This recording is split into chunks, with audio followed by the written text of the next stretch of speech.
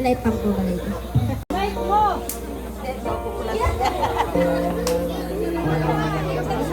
Sabak lang ba ako dapat titingin?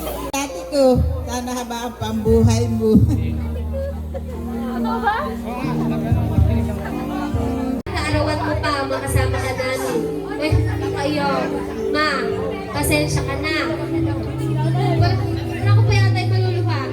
Kung minsan, hindi ko nabibigay ang mga gusto mo, kung yung mga request mo, hindi ko agad natutupan. Sorry kung yun ang expectation mo, di agad nangyayari.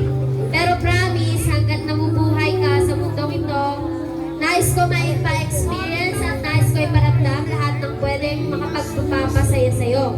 Kahit gano'n pa yan ka-imposible, kasi ganyan ka ka-special sa amin. Yes. Na paragraph pa. Ma, iwasan mo na lang lagi ang pagiging maganda